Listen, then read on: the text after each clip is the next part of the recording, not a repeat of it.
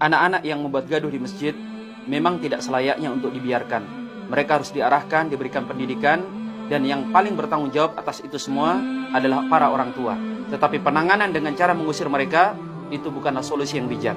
Para anak-anak yang sekarang kita usir dari masjid itu, mereka itulah yang nanti akan kita harapkan mau sholat berjamaah dan turut andil dalam memakmurkan masjid.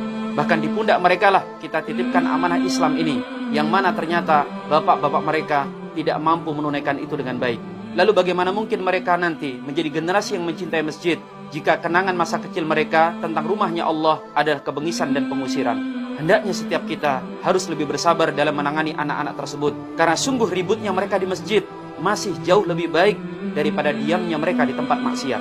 Maka berikanlah kepada mereka nasihat yang baik, pemahaman dan pengarahan yang bijak.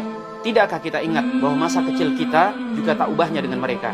Kita harus tahu, bahkan gereja-gereja itu mengiming-imingi anak-anak dengan berbagai macam permen dan hadiah yang menarik. Lalu kemana kita kaum muslimin dari mengamalkan hadis Nabi SAW, tahaddu tahabbu, salinglah kalian memberi hadiah, maka kalian akan saling mencintai. Dan di antara pihak yang paling berhak untuk kita berikan hadiah adalah anak-anak yang mau datang ke masjid. Kalau kita tidak bisa memberikan kepada mereka sesuatu, minimal berikan kepada mereka senyum dan kasih sayang. DKM masjid itu harus mulai jauh lebih kreatif.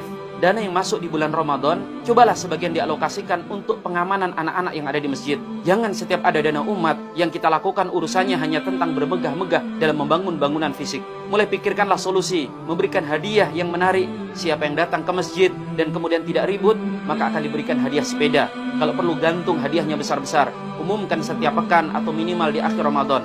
Demi Allah, dana yang kita keluarkan untuk menangani dan mengarahkan anak-anak kaum muslimin tersebut akan menjadi investasi besar bagi kaum muslimin di dunia hingga akhirat. Slogan dari masjid kita bangkit hanya mungkin bisa terlaksana jika anak-anak kaum muslimin itu dibuat semakin cinta dan kerasan ada di dalam rumah-rumahnya Allah. Suara mereka yang cenderung kepada riuh dan mengganggu itu adalah suara-suara yang kelak akan kita harapkan akan mendakwahkan kalimat-kalimat Allah, bukan suara dengkur dari para tetua yang tertidur di tiang-tiang masjid itu.